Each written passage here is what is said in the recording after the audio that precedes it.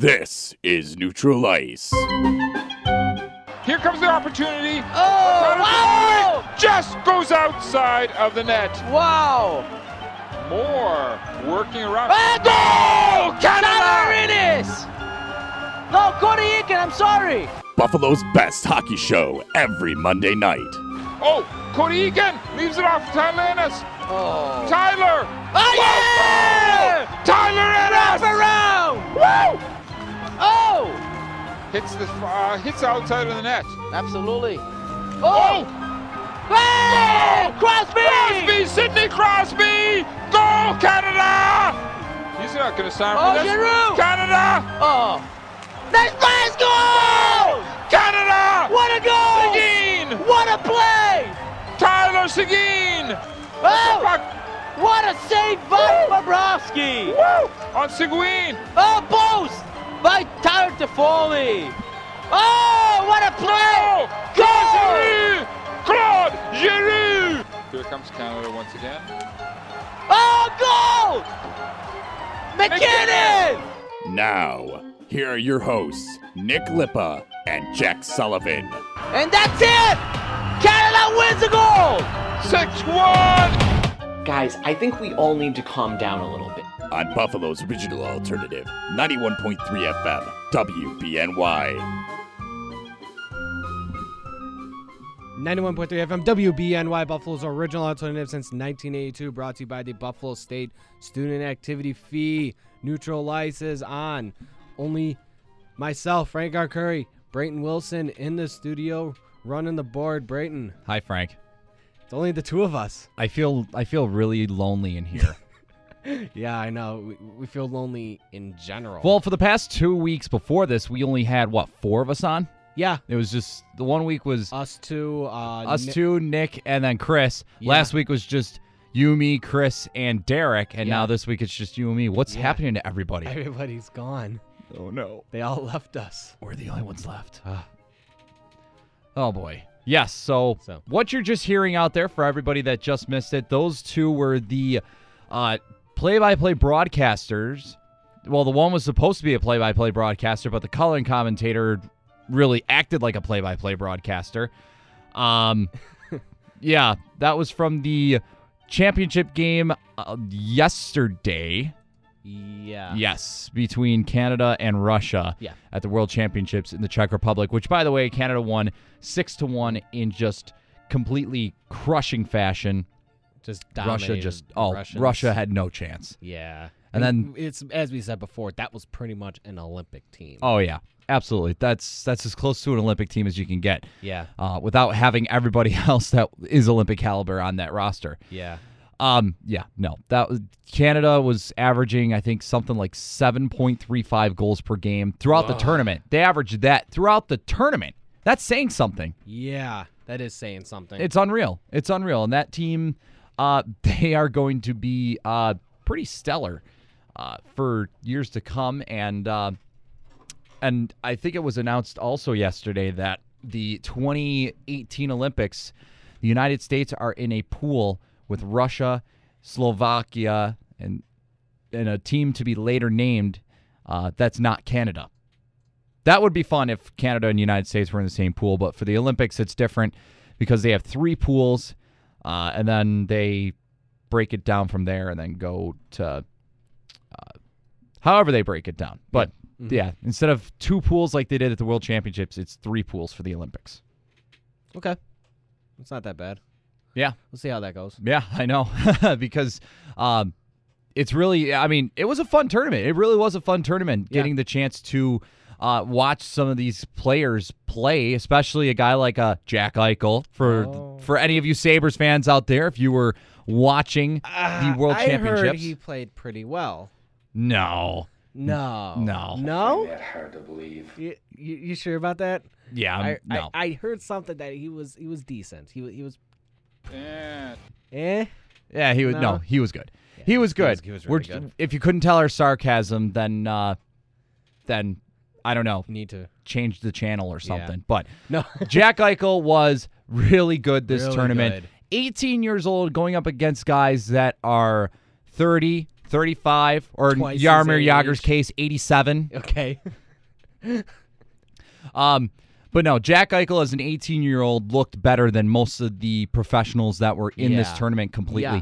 He started off pretty slow, but as the tournament went on, he got better and better. Mm-hmm. And it really did show. Because I think he's just adjusting to the pace. Yeah, he adjusted it really quickly.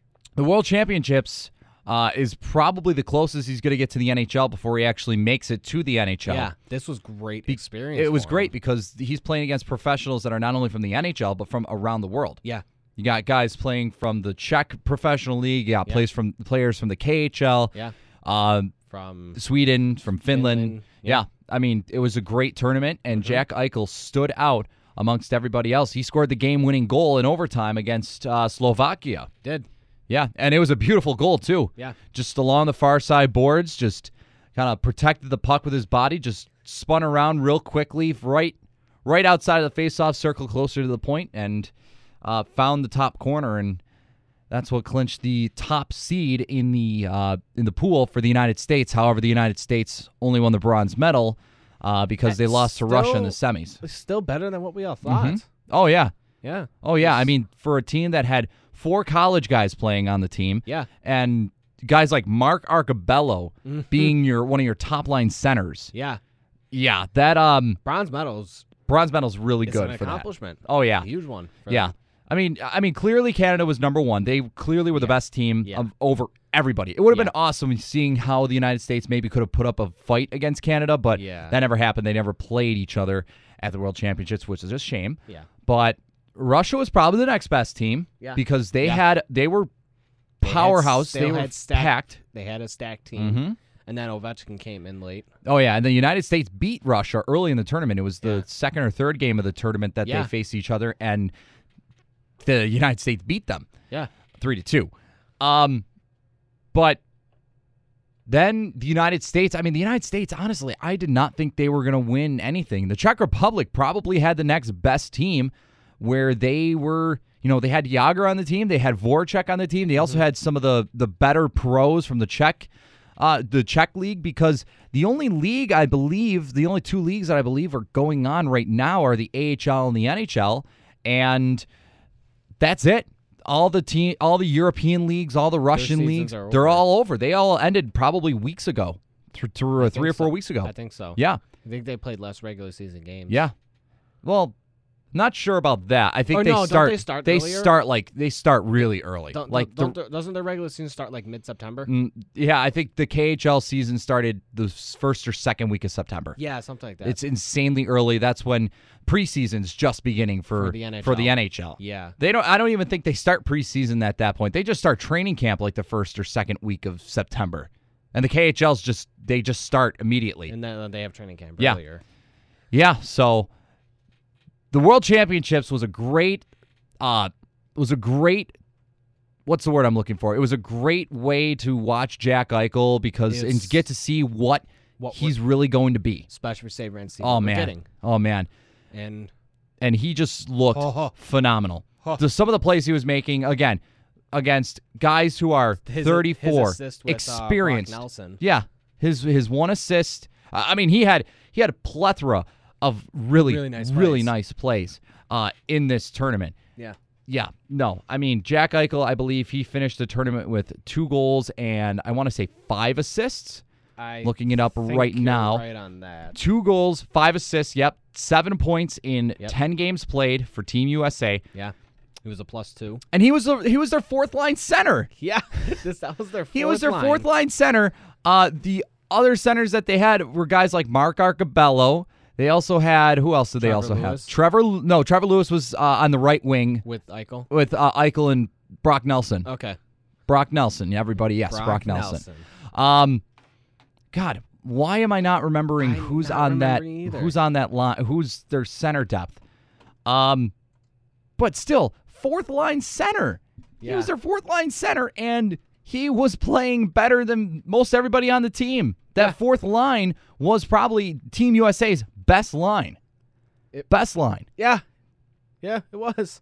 Yeah, and not only that, but you also saw a couple of other good things out of that tournament with players like, who am I? Oh, Steve Moses. Steve Moses was the one player that I saw. He'll be in the NHL with Nashville. Mm-hmm. Yeah, and that was a great signing. Yeah, so you want to go speaking with Nashville, too. I actually thought that Finland for a second was going to probably be the bronze medal winner. Pekka Rinne was a beast in the tournament. He had that really nice shutout streak, and I was thinking, okay, Finland probably has the best goalie in the tournament right now. They might go to the medal rounds. Oh yeah. So forgot to turn out my mic there. But yeah, Finland had a really good team, but they got knocked out early. Yeah, which was a surprise to me. Who did they lose to? Czech Republic. Was it Czech? Yep, Okay. it was the Czech Republic. Yeah. They were tied, and then Jaromir Jagr scored a late goal. But right now, joining us on the air, we're not alone anymore. We've got a caller, and it's one of our co-hosts, I guess you could say. Not co-host, but he's a regular on the air, and it's Derek Kramer. Derek, thank you for calling in, and as always, welcome to the show. Oh, of course, and good to be on for a couple moments here. I mean, sorry I can't make it to the station tonight, boys, but you guys are doing a good job so far. Oh, thank you. Thank you. Thank you very much, Derek. We were just talking about the World Championships that just got done yesterday with Canada winning the gold medal, and we were talking about Jack Eichel. Now, I'm guessing that you were paying attention a lot to Jack Eichel. What did you think about his play throughout this tournament? To me, honestly, I think Eichel was pretty solid. I think that, he was able to use his size in a setting where before he goes into training camp, he's using his size to help create plays and make things happen on the regular. And I think that that was a pretty important step as a Sabres fan to watch that, to see how he plays with grown men, professionals, and do well. Actually, was very surprising for me and very comforting as a Sabres fan. Yeah, and Frank, to answer your question, or to answer our little thing that we had with the center depth, the top center for Team USA was Nick Bonino. Yeah. Then it went Dylan Larkin, Mark Zuccarello, then Jack Eichel. Yeah. And yeah, Derek, we were also saying that the fourth line with Brock Nelson and Trevor Lewis was probably the best line that Team USA had throughout this tournament. You could probably make a good argument for that, right? Consistency-wise, absolutely. They brought it every game, and it was actually fairly nice to see that USA was able to roll four lines and be capable of doing so well. I think that also shows how well coached they were. Oh yeah. Todd Richards did a fantastic job with that team. And it's not just great to see as a Sabres fan, but for USA hockey. Yeah, absolutely. Dan Bilesma was also an assistant coach. Yeah.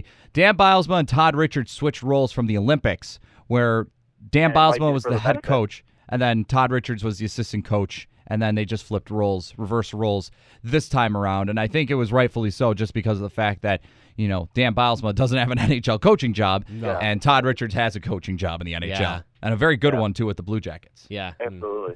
Now, guys, I was able to call in for just a little bit. I'm listening on the show. Keep doing a good job, and I'll see you guys later. All right. Sounds good. Derek, thank you. All right. That was Derek Kramer, just for that short little time, giving us a call. Not only does our, personality-wise on here, if they're not here, they can give us a call. Anybody listening to our show can always give us a call. 878-5104 is our phone number with the 716 area code. And moving on, really, we're going to anything else that you wanted to bring up with the World Championships? I actually have one more point if you don't mind me bringing it up.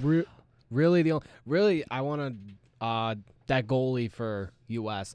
Connor Hellebuck? Yes. Oh, my God. He was fantastic. He was great. Winnipeg's got to be foaming at the mouth for this kid. Yeah. I just want to say I really liked his game. He was fantastic, and it really, and as Derek had said, too, about Team US, about USA hockey in general, it's on the rise.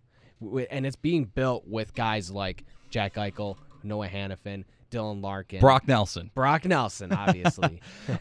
This is gonna be these next few years for USA hockey is gonna be really exciting to watch. Yeah, and Connor Hellebuck, he's 6'4", 195 pounds, I believe it says here. He's a big goalie. I can't read this. This is so small. 85 pounds, 185 pounds. He played with the St. John's Ice Caps in the AHL.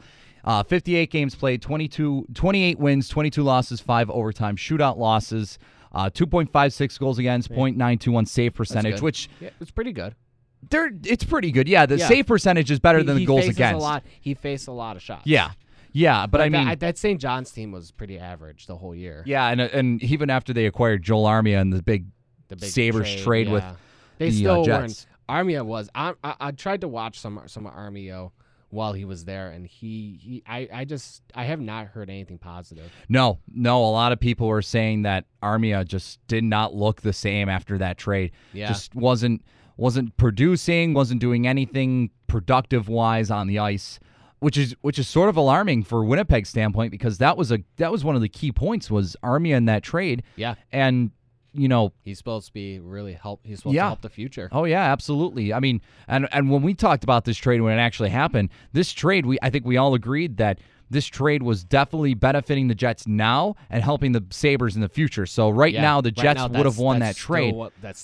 But even then, they got swept in the first round of the playoffs. You would have thought that with Drew Stafford coming on like he did in the last half of the season, Tyler Myers playing better than he did when he was in Buffalo, you would have thought that the Jets would have put up a better fight against the Ducks. It just shows how good Anaheim was. And Winnipeg was outplaying Anaheim throughout most of that series. They just couldn't finish games. That was their huge problem. And unless they make some changes in the offseason, that's going to continue to happen. And I'm not sure. And I'm not sure because is Drew Stafford coming back? I don't think so. Yeah. I don't think they're going to re-sign him. Who is going to replace him? Exactly. I don't know. Exactly. I mean, they've also got another guy like Michael Frolik they have to re-sign. Yeah, Frolik is a guy they should re-sign. I think they should have to re-sign him. Mm-hmm. You still have Little, you still have Scheifele. That's your 1-2 center punch. Pretty good center punch right there. Yeah. Then you have Blake Wheeler, you have Andrew Ladd, you have Bufflin on as your leading defensive guy. You'll have Myers there. You'll have Enstrom. Then you got Trouba. Jordan Eberle. Yes, Jordan Eberle will be playing for the Winnipeg Jets. No. Yeah. Okay, but really now for Winnipeg, they need top 6 forwards. Frolik is a guy who could play top 6 minutes, but is he a guy who can you rely on? Maybe.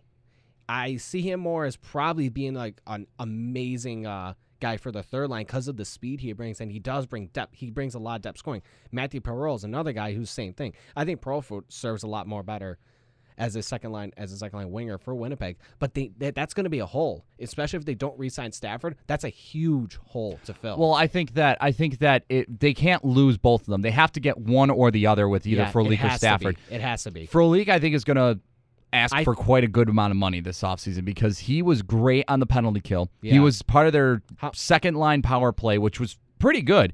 Frolik scored 2 shorthanded goals against Buffalo this year. Yeah. There's a lot of them. And we're watching the game of the night, by the way, is the Toronto. Toronto? What the heck am I saying? Tampa Bay Lightning and New York Rangers, game 2 of the Eastern Conference Finals. A play is under review. Tyler Johnson had a breakaway on 2 men short. He had a breakaway. 5-on-3 breakaway. That you don't see that in the playoffs too often. You don't even see that in general. Oh, no, not at all. But Tyler Johnson, he got the first shot away, and the rebound did go in the net. They're reviewing it right now. I think it's a goal. I think it is a goal. I think it's a goal because the puck trickled in before the NBC's NHL account tweeted a picture of it, and it looks like it's a goal. Oh, it should be a goal. I mean, but the one penalty was expiring as the breakaway was happening, so technically it wouldn't be a 5-on-3 shorthanded goal. But it's still a shorthanded goal. It's still a shorthanded goal, and it's huge because it's a 1-0 lead. Should be a 1-0 lead for Tampa Bay. And again, Tyler Johnson, if the Lightning make it... He was a guy that Derek and I said earlier, he needs to step up. He needs to play a lot better. And if that goal counts, then that starts it, at least. I mean, so we're checking out the word right now. So let us see. Explaining it a lot. Yeah, then it looks like they said no goal. They did.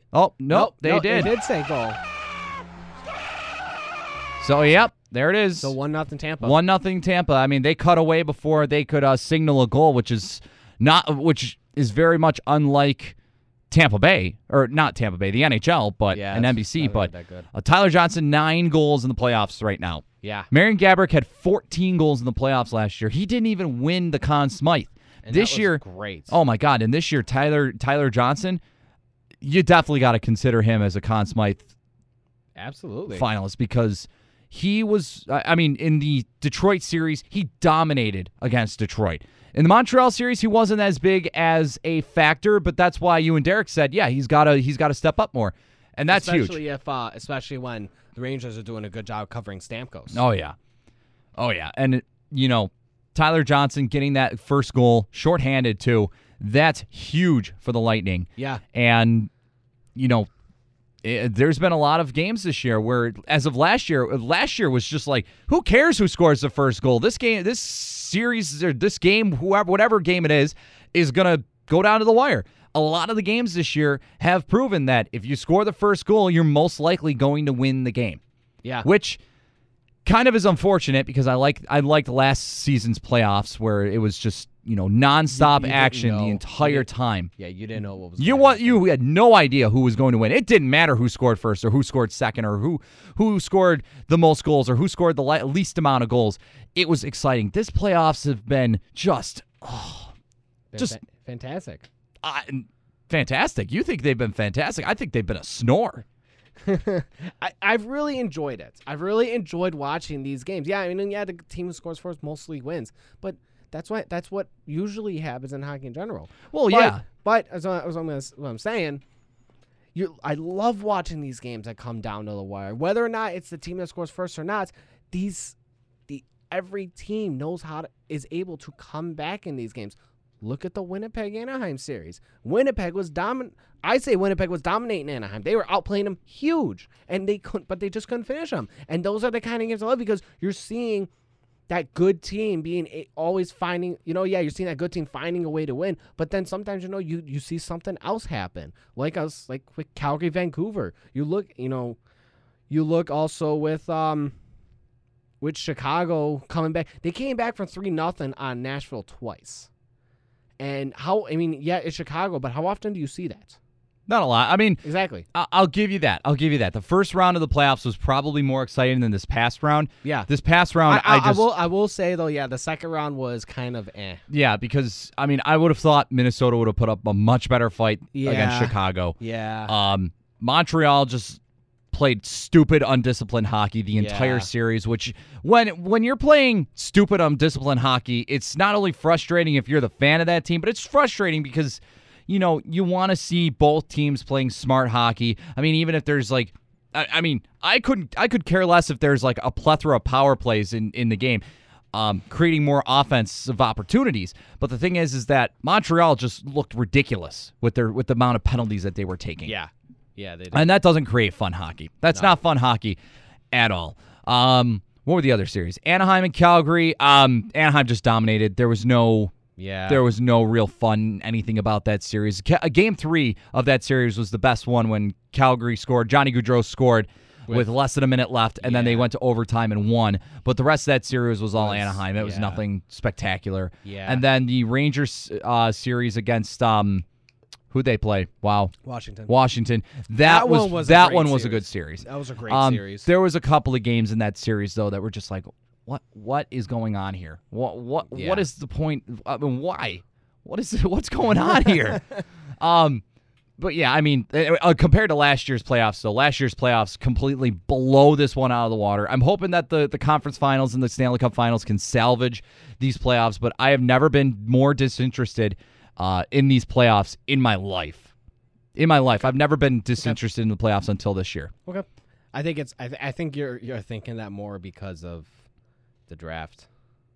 That is true. Yeah, that is true, and also not only that, but my God, with the season that we had in Buffalo this year, why would we want to watch more hockey? I mean, we watched some, especially since it's not us. It's not us, exactly. It was some really bad hockey this year for Buffalo, and then, I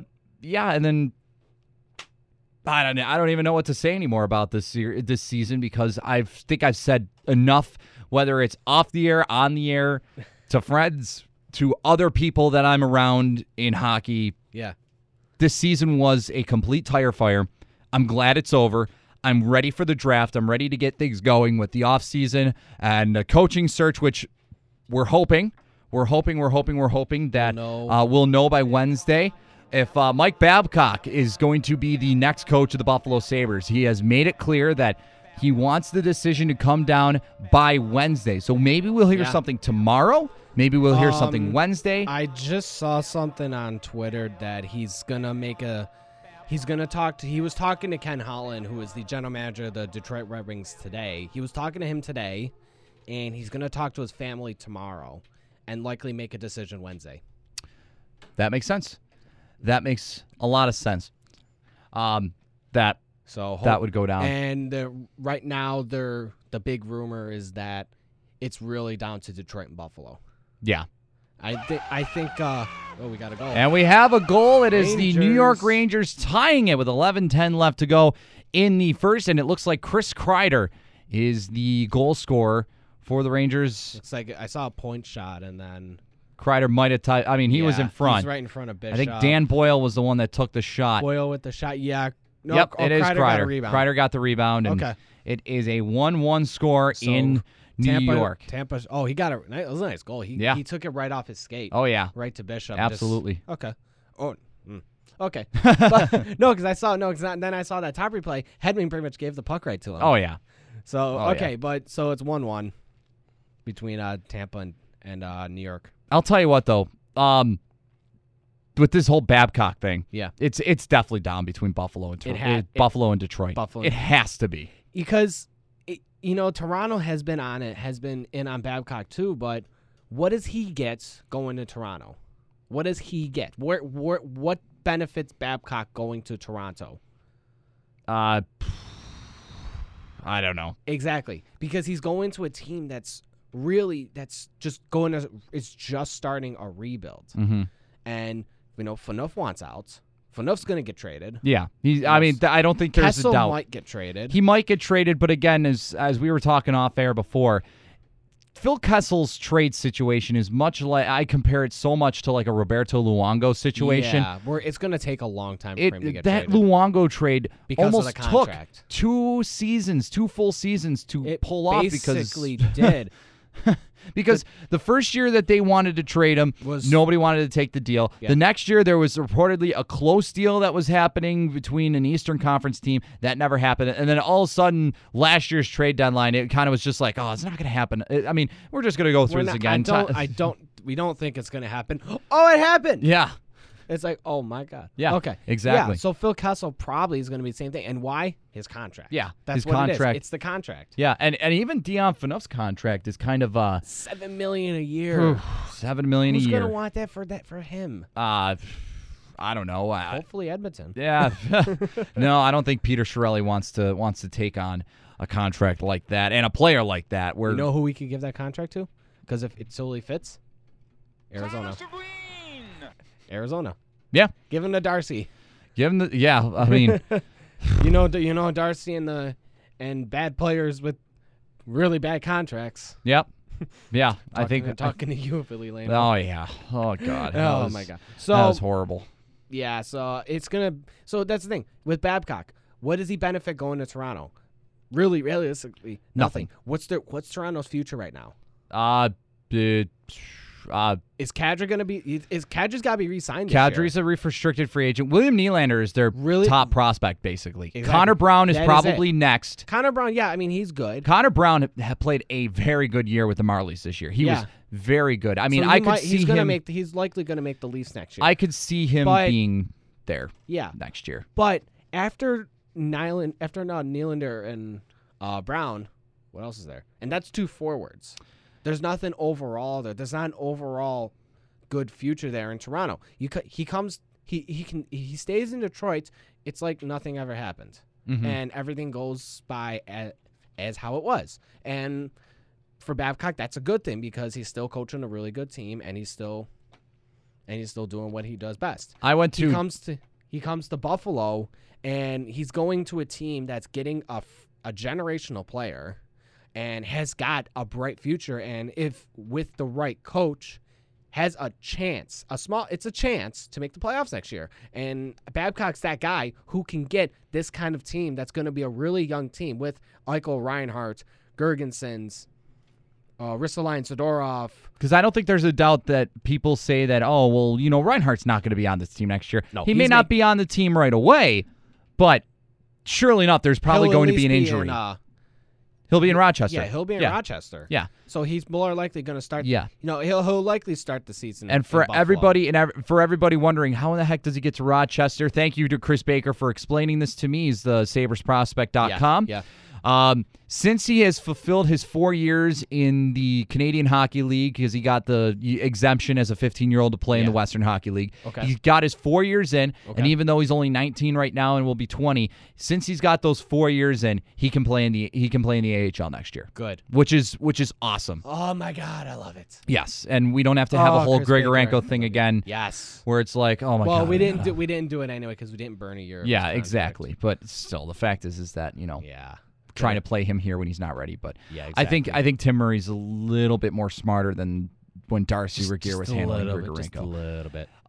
Anyways, looking at the Toronto situation with their prospects, General Manager, which is the new capgeek.com, basically. Okay. They do a pretty good job. They don't have as many features yet, but they're a newer website. So you said how long ago did they launch the site? About a month ago, I would say. So yeah, I mean they're really new. They're very new.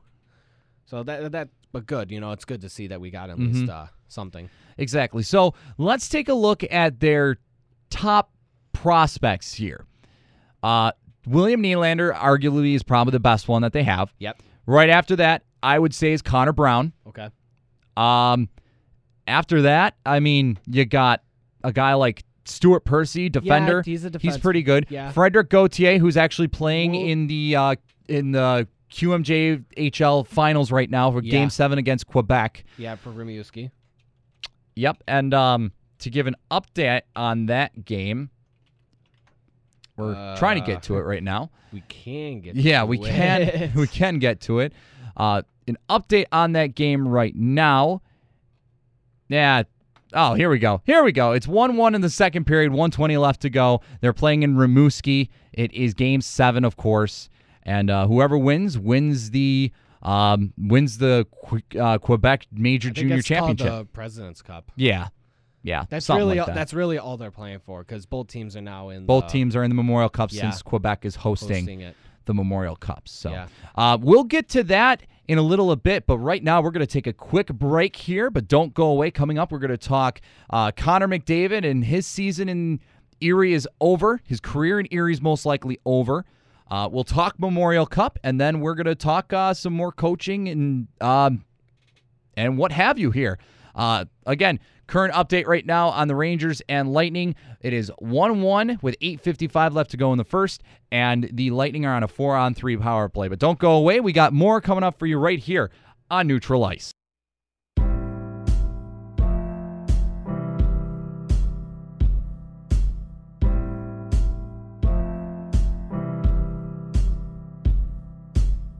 Guess it's true we weren't good this past hockey year,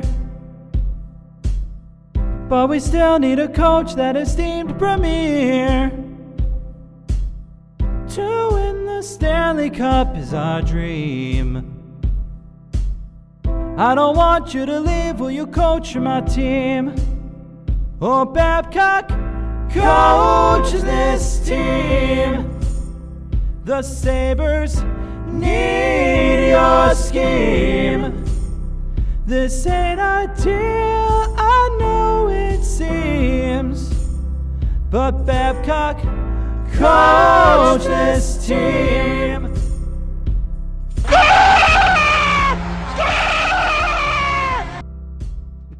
91.3 FM WBNY Buffalo. You're listening to Neutral Ice. Frank Arcuri with Brayton Wilson. Hi. And yes, Babcock, coach this team. Yeah, that was my song that I made from last week. But I figured, hey, since Bab Watch is still on, we will we will play that one more time. Why because not? We'll probably know by next week Monday who he's coaching for. It's expected, like it's. I think we said this earlier. Wednesday he's likely going to make a decision Yep. on what he's going to do. And while we were away, trying to get on break at least, Tyler Johnson scored again. Yeah, this time on the power play. Yes. So Tampa Bay is now up 2-1 with 6:10 left. Next thing you know, in he'll the pull. first period. He'll do a Mario Lemieux. He'll score a shorthand, or he'll score an even strength goal, an empty net goal. Maybe what he'll other score, goals? Yeah. Maybe he'll score as a goalie. They'll suit him up as a goalie, and he'll score that goal there too. So, Yeah. But anyways, with Tyler Johnson, yes, scoring on the power play. Lightning are up 2-1. 5:45 left to go in the first period. Even strength hockey at this point. Yeah, and Tampa is playing the game that they want to. They're finally able to score. They're able to score multiple goals on Lundqvist this time around. So Tyler Johnson has, 2 goals on 4 shots in this game. yeah, so now he has stepped up. Yes. So Yeah, we'll see, as you were saying with Derek, I think last week, he's stepped up for sure. Yeah. So he's got just the whole team now just got to keep it up and keep playing the way they are. So the Tampa Bay really has been controlling the pace mostly Absolutely. for this game. Absolutely. All right, well, we left off last segment talking about Rimouski and Quebec playing Game 7 right now. That is in the second intermission, tied 1-1. That is Game 7 of the President's Cup Championship game. Yep. And the Memorial Cup, which is hosted by Quebec, will be starting on Thursday. Officially Thursday, but I think the first game is Friday. Yeah. So we already know who the 4 teams are. By virtue of Quebec hosting the Memorial Cup, irregardless if Quebec wins or loses, Rimouski will be in the Memorial Cup with Quebec. Yep. The Western Hockey League team Will be is the Kelowna Rockets. Kelowna Rockets. And Absolutely. the OHL team will be the Oshawa Generals. The Oshawa Generals, because they eliminated Connor McDavid and the Erie Otters on Saturday. Yep. Which was unfortunate because I was at the game on Thursday, Game 4 between the 2 teams, which was one of the best games I've ever been to in my life. Yeah. An Ontario Hockey League game was one of the best hockey games I've ever been to in my life. By the way, the Erie crowd in that arena, at the Erie Insurance Arena, fantastic. Yeah. If you ever get the chance to go down to a game in Erie, do it. I did for one game this year. I went to game 5 against Sarnia. Oh, yeah. They killed Sarnia that game, 7-0. Yeah, it was like 7-0. Yeah. That game. So, but, yeah, the crowd was great. Oh, yeah. I had such a great time. That was also the game of the Sabres Blackhawks game. mm-hmm. Chicago came back and won with John Taves. Thank you very much. Yes. So, Yep. Thank you, Jonathan Taves. But, I went to that game with a friend of mine, and it was fantastic, and the people there were very nice. I think it was during the last 5 minutes of the game where it was 7-0, and everyone was going bye Sarnia. I was standing up. I was actually standing with an usher and having a really nice conversation with. It was really nice. People in the area. Really they're great fantastic. People, and I Real definitely fantastic want to people. go again. Absolutely. I would love to go Absolutely. It's going to be different because Connor McDavid's not going to be there again. next year. Neither will Nick Baptiste. Nick Baptiste won't be there. Neither will Remy Ellie, but they'll still have Alex DeBrincat. Yeah. Dylan Strome, most likely. Likely.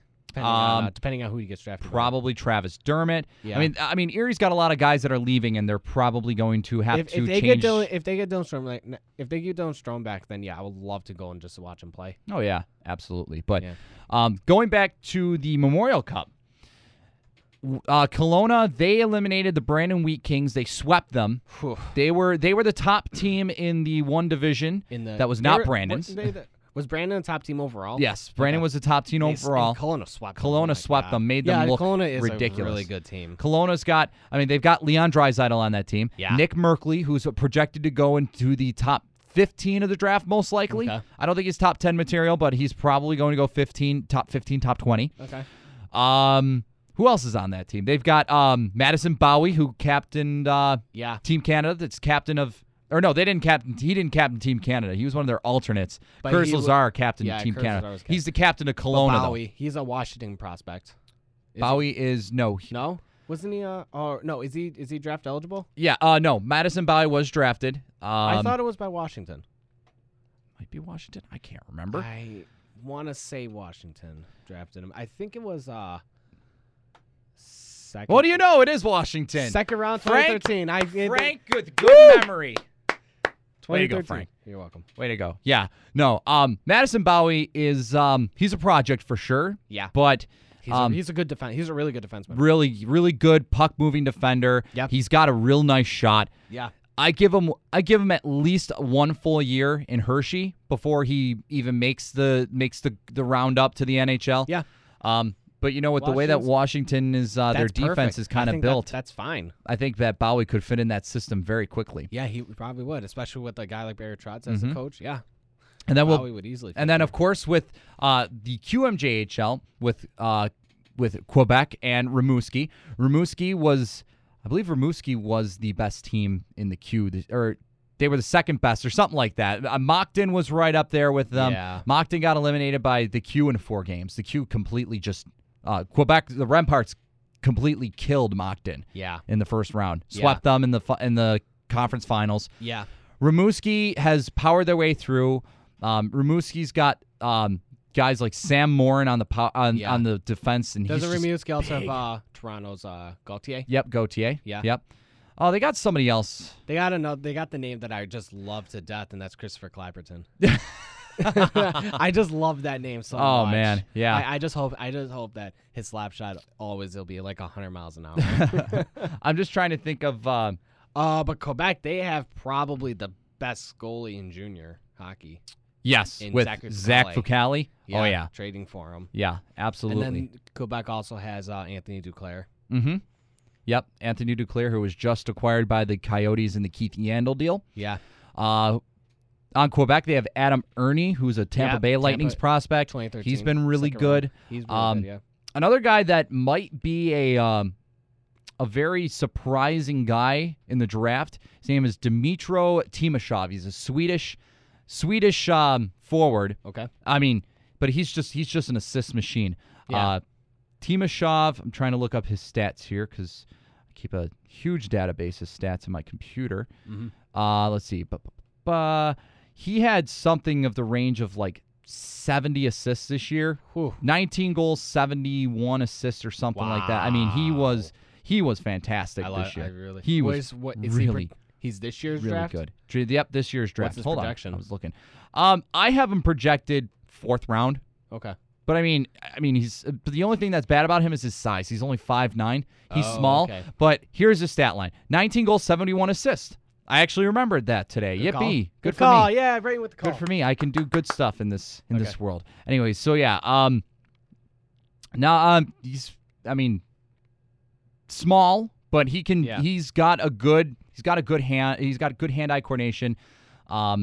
He can feed the puck just about anywhere. Good passer. He is Swedish too. His name doesn't sound Swedish, but he's from Sweden. Okay. I don't know if he's going to stay in Quebec after next year because I know that some import players they play 1 year and then they go back to their home country or wherever. But I think Timashov is going to be playing again next year in the Q. But but I mean, yeah, both those teams in the Q were better teams this year. I didn't think Quebec was going to make it as far as they did, but I mean, they definitely earned it.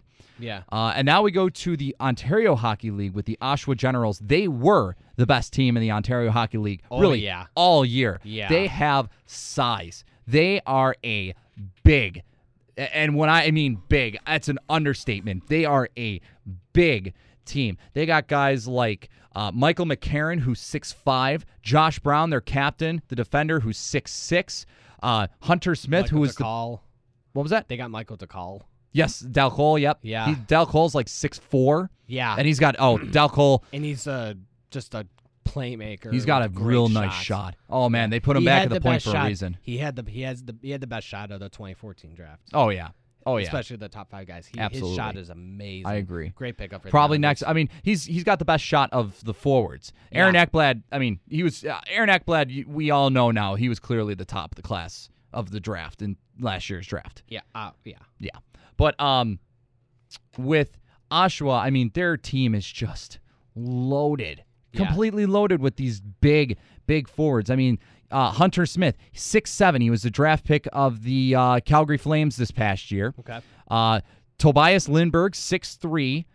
Michael Turner, 6'3".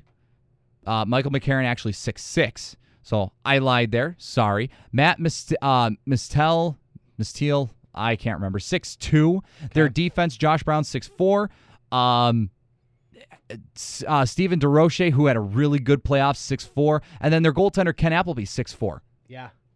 I mean, I have Oshawa winning the Memorial Cup this year. I think so. Because they're just so much bigger. They've got the skill. I'll say Zach Fucale is probably the best prospect goalie in the CHL or in this tournament. Ken Appleby is right up there. Oh, yeah. Ken Appleby was fantastic. He is fantastic. And I think he's this year's draft, too.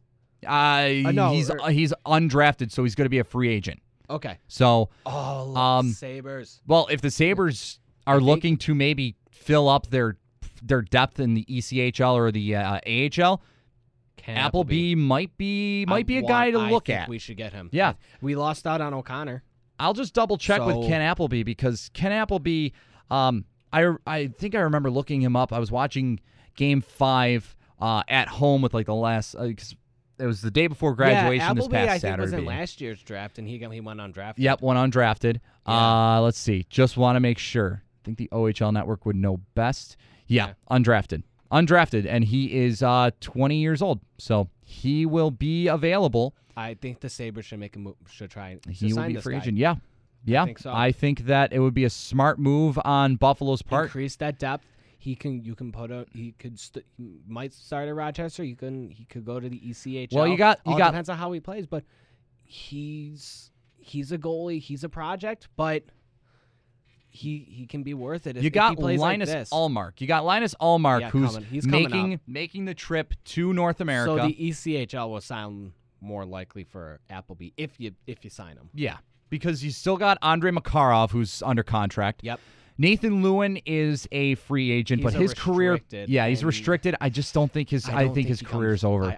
I'm sorry to say it too. Yeah, I think his career is over. Yeah, because the concussion issues. I mean, he's a great goaltender. If he can stay healthy, he's got a potential to be an NHL goaltender. I really liked him last year. Mm-hmm. His positioning is sound. Yeah. He takes up space in the net. He's 6'5". Yeah, 6'5". I mean, you don't get any bigger than that. I mean, Anders Lindback is as big as you can probably get. Ben Bishop. Ben Bishop, yeah. Ben Bishop's 6'7". But I mean, yeah. 6'8". Yeah, but I mean, if Arturs Urbe stays with the Buffalo Sabres, I hope he does next season, which is a possibility. He's technically under contract for one more year. Yeah.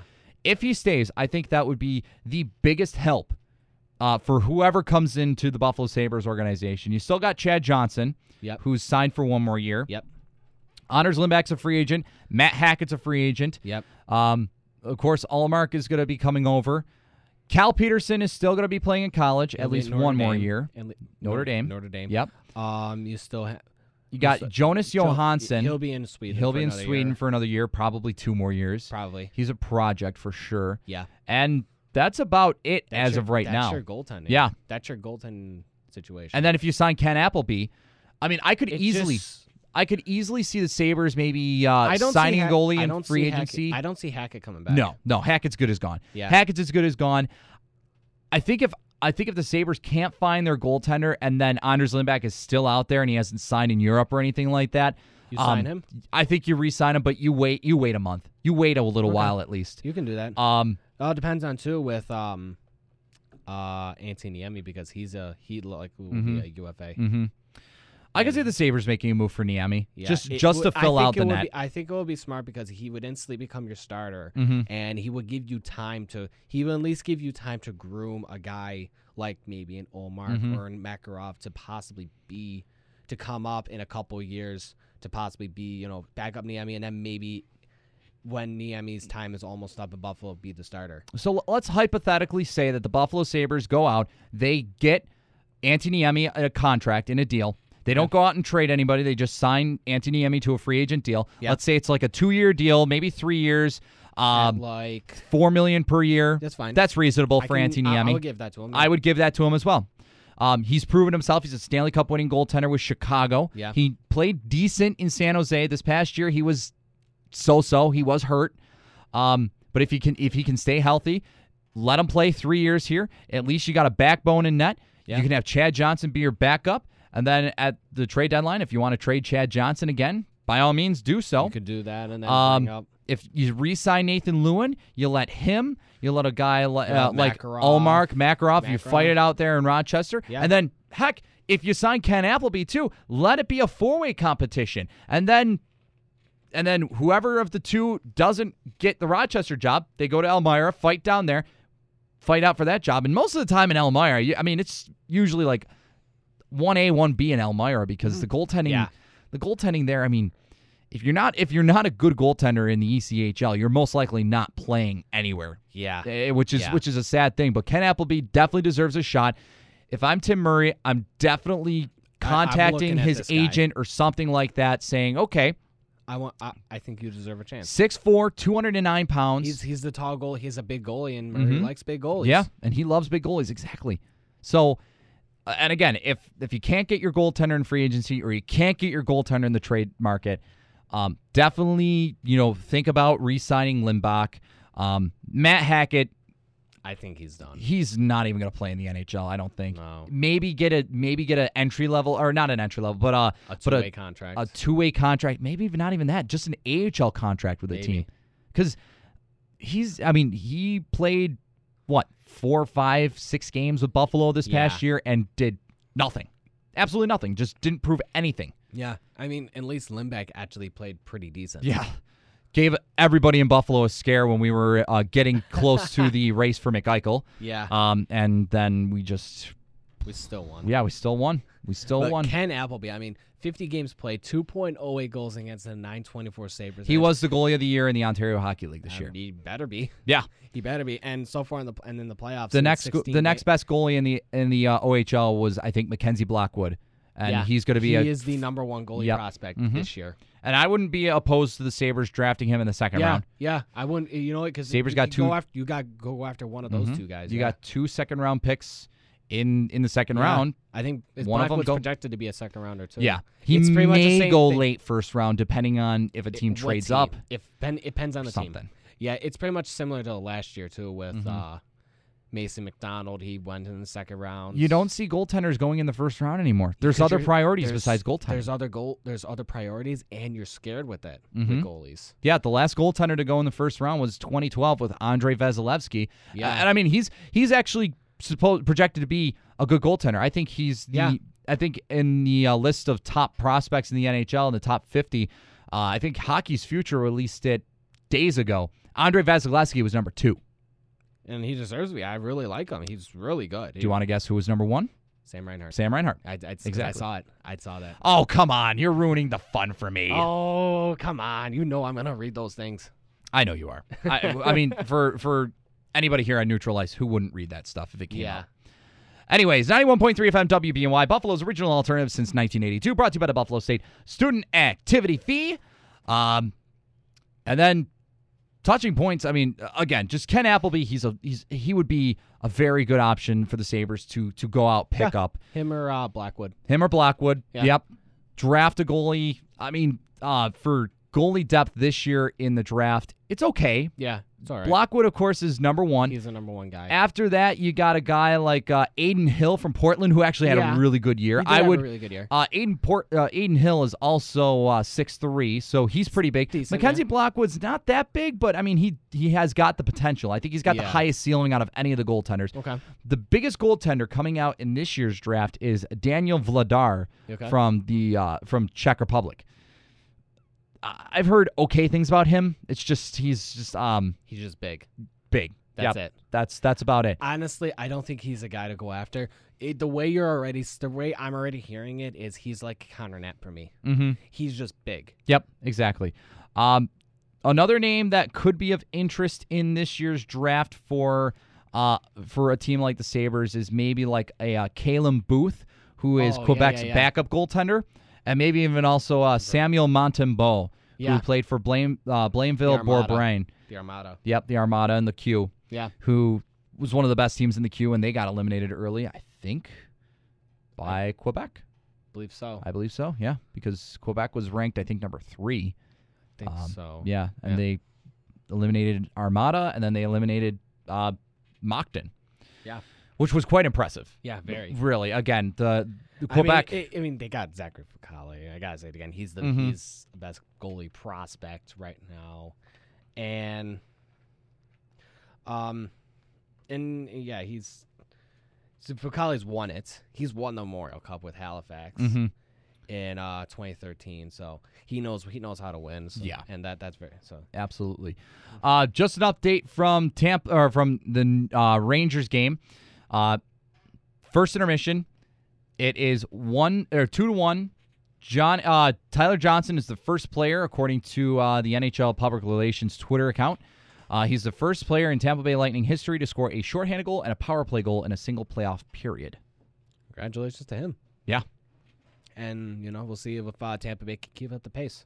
Yeah, I agree. Well, yeah. Congratulations. Perfect. An update from the Quebec Major Junior Championship game. Yeah, let's see how that's going, too. It is still 1-1. They have started the third period. Okay. And 1-1, they're playing in Rimouski again. Yep. And whoever wins this game takes the President's Cup That's really of the Q. That's really all they're playing for. Both of them are in the Memorial Cup. Yeah. So I think I agree with you. I think Oshawa is gonna win it. They just look like the best team overall. They remind me of a team of Anaheim right now. They can beat you with speed. They can surely beat you with physicality. Yeah. They beat Erie with physicality. Yeah, they did. They did. Yeah, and they have the goaltending. Yeah. Speaking of Anaheim, did you watch the game yesterday? Game 1? Yeah. Yes. Nobody's beating Anaheim with their physicality. Nobody. No. They are just big. And Chicago, they've got some big guys on their team too. But, I mean, I think Chicago's faster than Anaheim. Chicago's faster. They're more skilled. Jeez, I mean, Anaheim is just shutting them down defensively. You can overpower skilled teams with physicality. That's what Anaheim's doing. Absolutely. You know what? You know what this Anaheim team reminds me of? The same Anaheim team that won the Stanley Cup in 2007. That is true. They beat you physically. Yep, and they had a guy and they got great goaltending. They had Chris Pronger on that team, Scott Niedermayer on that team, Rob Niedermayer. Yep, Rob Niedermayer. I think Getzlaff was playing at that point. Yep, Perry was playing too. Perry and Getzlaff were both on that team. Yeah, and in the conversation that we had with Lars last week, Lars Lewis, who's a WBNY favorite here. He's been on. A legend. He's a legend for sure. Yeah. Called play-by-play for the Bengals for many, many years. Bengals sports. He said that the only team he can see putting up a huge challenge against Anaheim at this point would be a Chicago, or if they made it to the Cup Finals, the Lightning. Yeah. And I don't even think the Lightning could beat them with speed at all. Lightning, that's their game is speed. Yeah. Yeah, and Minnesota, I mean, again, Bruce Boudreau has said that Anaheim has some fast players on their team. And they really do. They've got Cogliano. I mean, guys like Kessler can fly down the ice, too. Yeah. Anaheim has some speed, but they are very well known for their size and their physicality and for shutting you down defensively and not letting anybody get any shots or getting you to the front of the net. Yeah. And we saw it yesterday because there were guys like Jonathan Taves, Brandon Saad, Andrew Shaw trying to stand in front of Frederik Andersen, and whoever was on the ice, whether it was Beauchemin or Simone Dupre. Or Stoner. Yeah, Stoner. Just pushing these guys out of the way. Yeah. They didn't even put up a fight. Yeah. It was unbelievable. So it'll be very interesting to see if Chicago can rebound. Yeah. I mean, Chicago, it really seems like they got to set a precedent for this. Because if Anaheim just continues to just beat them physically, I don't think a team like Tampa won't be able to beat them the way that with their speed. The Rangers, I don't know. Rangers are the only one where I can say they might. But the Rangers have just played, like, every game they've played this year is just completely different. Yeah. Which has its benefits and has its disadvantages. I say the Rangers probably would have the best chance to beat Anaheim if Chicago can't because of how well coached they are. They are, because Vigneault's a great coach. Vigneault's a very good coach. He's played against Boudreau and Anaheim before. The only reason he got fired in Vancouver was just because it was 3 straight years of round 1 eliminations and some really embarrassing first round eliminations. But I don't even know if that was Vigneault's fault. He had a couple of injuries. Wasn't. He had injuries. Inconsistencies. There was just a lot of inconsistencies on that team, and it still showed this year too. Yeah. Yeah, and this year, I mean, you got Henrik Lundqvist in that. That's a huge upgrade. Yeah. You got guys. Have a solid decor. Vigneault never really had a solid decor in Vancouver. He had good players. He had Hamhuis, he had Adler, he had Bieksa, but he had never had guys like a Ryan McDonough, like a Dan Girardi, like a Mark Stahl, and even now with this year with adding Dan Boyle and then getting Keith Yandel this year too. Like he's never had that kind of a decor, and now he's able to work with it. And now, and they were able to beat Tampa game 1. Yeah, they play in close games, but that's just what the Rangers do. Yeah. But then again, Anaheim can play in close games too. If Anaheim plays the rest of the series that like they did in Game 1 against Chicago, it's going to be another quick series. It's going to be another 4 or 5 game series. Yeah. And I mean, the last team to do something like that was LA in 2010, or 2012, I should say. Yeah. I don't know why 2010. 2012, when they lost, 3 games that entire year? 4 games. 4 the year. entire Yeah. playoff series. Yeah. Yeah. Yeah. They swept the Kings in the first round. LA went 5 games against Vancouver, swept St. Louis, 5 games against the Coyotes, and then 6 games against New Jersey. Yep, that's right. Yeah, that's right. Was, oh my God, like, dude, just dominated. That was one of the best playoff performances you see out of a team, and they were the 8th seed too. Yeah, they were the 8th seed, and they dominated. They got in on like the last game. Last day. Yeah, exactly. Yeah, it just shows. You get in the playoffs, anything can happen. Absolutely. But I mean, these playoffs again. I mean, these playoffs are different. I'm paying attention enough to know what the heck is going on with these playoffs. But again, I've said it before. I've been so disinterested with these playoffs. I could really honestly care the outcome of the games. But with what I've seen, Anaheim's the best team right now. But I mean, they've had easy teams to play. They had against. an easier time getting into the conference finals. But they're even so, they're still dominant. They can still dominate a team like Chicago, who probably, like I said, has the best chance at beating Anaheim. If Chicago wants to beat Anaheim, they have to force Anaheim into mistakes. Yes. And capitalize on the mistakes. Yes. Their goal, Brad Richards, off a mistake. It was a pass that was trying to go up the ice, right through center ice. It hit Richards. Yep. Richards had a little breakaway and put it in past Frederik Andersen, far side on the blocker side. Yep. That is how you're going to beat the Anaheim Ducks at this point. Yeah. You can't beat them on the outside. Nope. You can't beat them down the middle. Nope. You got to make them. You got to force mistakes. Yeah. And you have to capitalize on them. Chicago is a team that can do that. Mm-hmm. Oh, yeah, absolutely. They've got guys they've got experienced guys who can make those types of plays. So you got to think that that's what they're going to look to try and do in game 2. Mm-hmm. Yeah, absolutely. They're going to try to make Anaheim make the first move and try to get them to bite on bad plays and force them to make passes that they don't want to make. Absolutely. And honestly, though, man, with the way that Anaheim's playing, and they're so well rested, too. They've had easy series where it's just kind of like they're almost playing at like 75%, and it's just like, man, they look just fine. And I think you said it earlier in the show where Winnipeg played better than Anaheim a lot of the series. They did, but the thing was that I think Anaheim sort of underestimated them, but still they had some really good defensive performances. Anderson was playing good. Anderson's been playing real well. He's been fantastic. This entire playoffs. Yeah.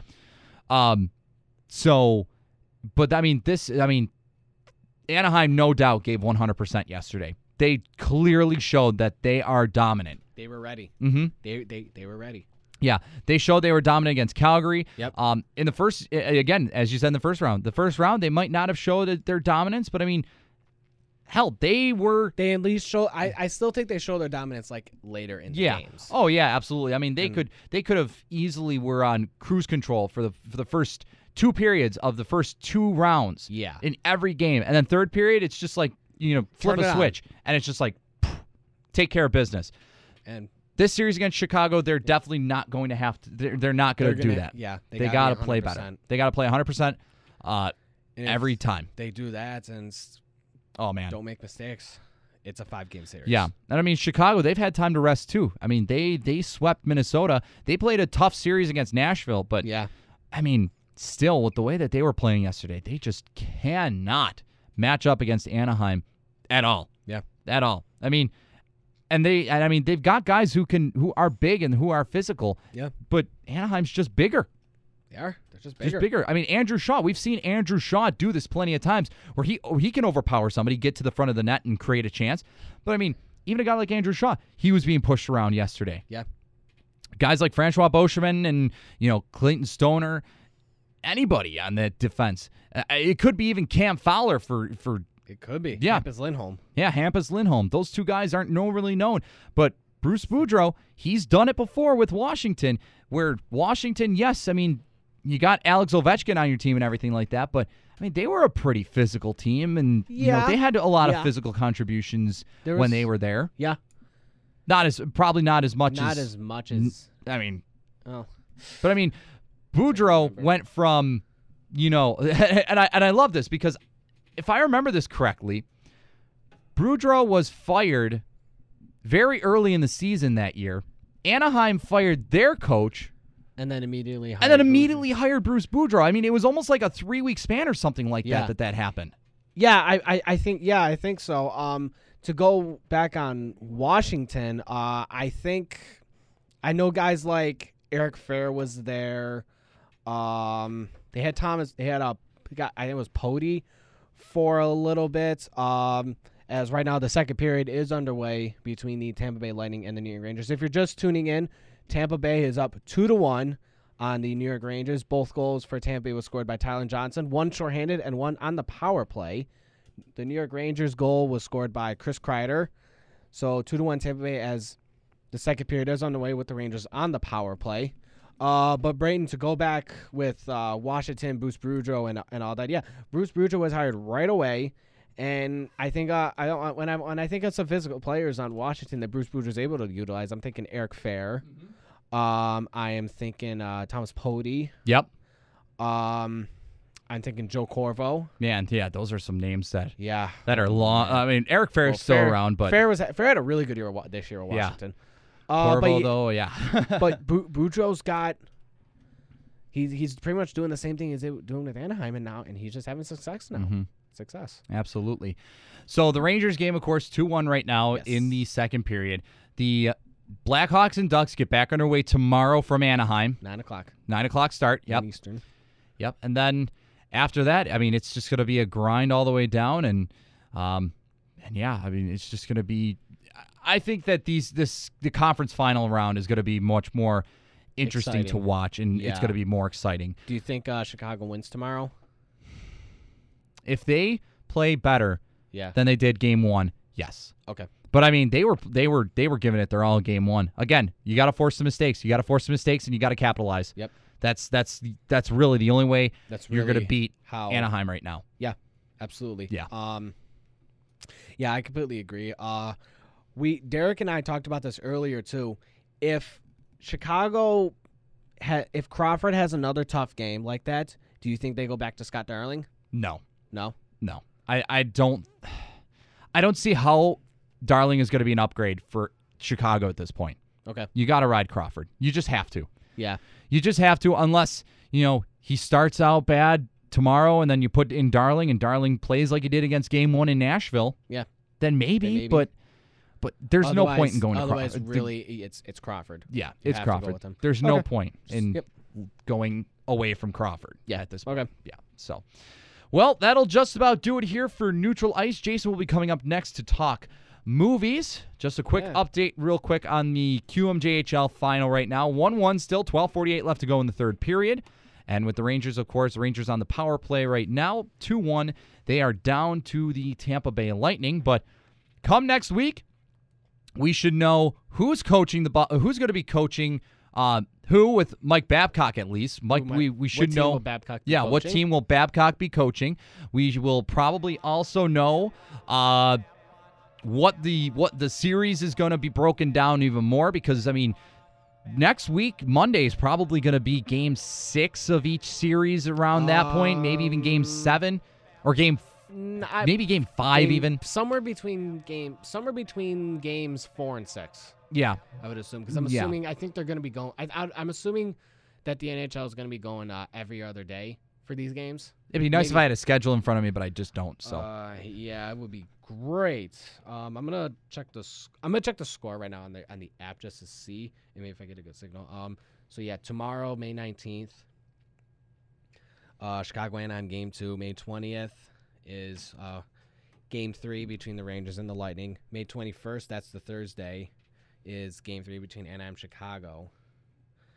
Yeah, it's pretty much every other day. So next Monday will be looks like Game 5 between Chicago and Anaheim. So we're gonna be right after Game 5 of Rangers Lightning, and we'll be at Game 5 between Chicago and Anaheim. All right. So we'll be there. That's about it. Frank, anything else you'd like to add about anything tonight? Well, as we said right at the beginning of the show, Jack Eichel, I think he was definitely probably the U.S.'s best forward. We'll see what happens between Tampa and the Rangers. I think Tampa's going to win tonight. And Chicago, Anaheim, Chicago, step up your game. Absolutely, I agree.